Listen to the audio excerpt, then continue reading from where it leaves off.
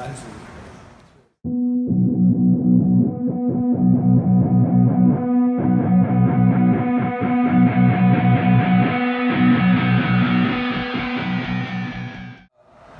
We're gonna talk about the wall. Like people talk about realism. A thing that really drives me fucking bananas with people in jiu-jitsu is when they move away from walls. Yes, if you, like when we first started at Amal's place, there was a mat that went right up to a cinder block wall. I get it, you gotta scoot away from the wall. You're gonna bash your head into cinder blocks. Yeah, we should move. Or like when there's treadmills and chairs and shit like that on the side of the mat, yeah, move away from the edge of the mat because it's concrete and whatever. But when you have a surface that's padded and intentional to train up against, you know, you should take advantage of it. It drives me nuts when people are rolling from another gym, come in here, and they scoot up next to the wall, and they'll say, scoot away from the wall. That's crazy, that's bonkers to me, because it's like, that's jiu-jitsu. The idea of jiu-jitsu is to limit the person's movement. We typically use the ground as a surface to hold them in to limit their movement, but why not use a wall? If I have one surface with which to control, it's like if you're gonna control somebody against a wall, a corner is better because a corner is two walls that intersect and you can smash them into the corner. Well, a fucking wall and a floor is it's a corner. It's just this vertical corner instead of a horizontal corner, you know? Or however it's the other way around, right? But it's like, it's an L instead of that shape, you know? So it's like, it makes no sense to not get good at using the wall, right? And so there's elements of using the wall, right? There's elements of using the wall, like what you have to think about is like if he's holding me up against the wall, I can't move. It's the same thing that you do on the ground. I have an underhook and I hip out. My shoulder gets heavy, my ass moves. I use my leg to move my butt. This is the same thing as hipping out on the ground. I literally hip out to turn myself off the wall. Now I'm not being pinned against the wall, just like you hip out with an underhook to keep from getting pinned on the floor. I have to think, if this guy shoots and I'm sprawling and he drives me back and I don't pay attention, he's gonna prop me up against the wall and start to get on my legs. I've gotta think he should think about it because it's stupid, turn right here. It's stupid if he's in a single or a double and he's this close to the wall and he starts driving me this way, he's an idiot. He's not taking advantage of the fact that there's a stopping block for my feet that he can use to prop me up. I'm an idiot if I don't realize as he's driving me towards the wall that it'd be smarter for me to try to turn myself off the wall to avoid getting propped up, you know?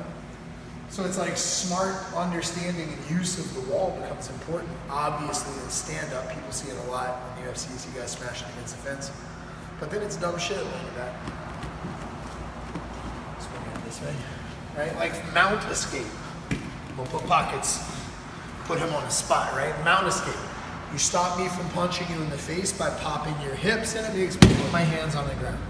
Well, if you're not paying, you don't have to be that close. If you're not paying attention and he pops his hips and I do this, it kills the idea. I'm gonna put my hand on the ground like this for him to be able to chop it and take me that way. But if I go, oh no, and I put my hand here, he can't reach up to chop it and I can still drill him in the face.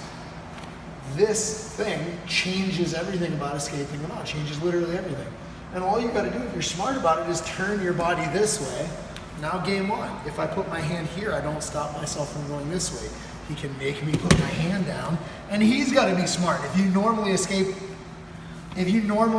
to that side, you can't be an asshole. You can't escape because you're gonna bridge and roll me into the fucking fence. You have to be smart. You have to turn me away so I can't use this with my hands.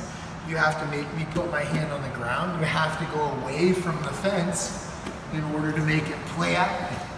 Do you know what I mean? Same thing if we're here, and I'm gonna go armbar from guard, he puts his hands on my neck, I'm gonna go armbar from guard. Normally, you'd put your foot on the hip like this to try to make the angle to attack the arm, right? But obviously, if we scoot this way, and I think, okay, here it is, here's the fence.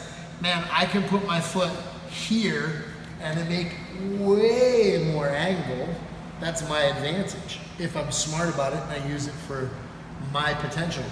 If I'm not smart about it and I go like this, not only am I limited because this block, this place I'm putting my foot is further down, this fucking thing's in my way.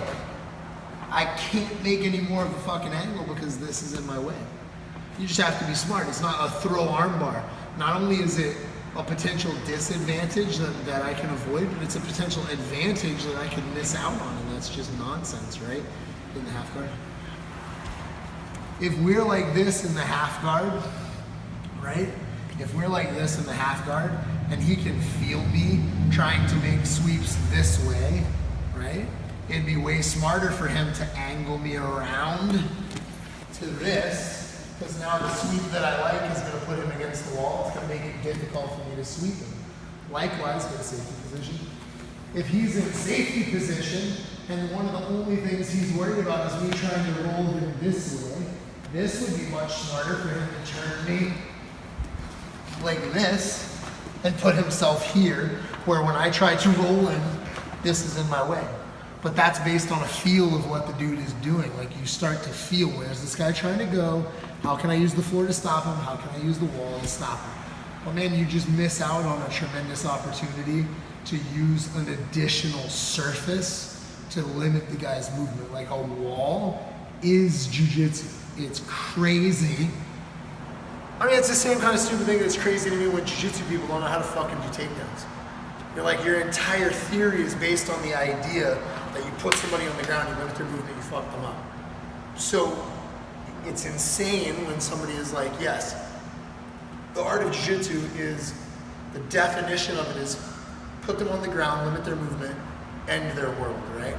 Then the next step is people go, well, how do you put them on the ground? Oh, we don't have a plan. Fights end up on the ground. 90% of street fights end up on the ground. Man, you just grab them and pull them down. Like, how is your theory take them down, control them, end them, not starting with the concept of being phenomenal at takedowns? Same thing. If your idea, if your theory is use a surface to limit their movement so you can end them, how are you not utilizing walls? How any grappling people don't have padded walls to train up against is fucking beyond me. It's crazy. Don't ever be in my gym and say, let's move away from the wall. It's ridiculous. It's crazy. Missed opportunity. I don't know how much more you want me to say.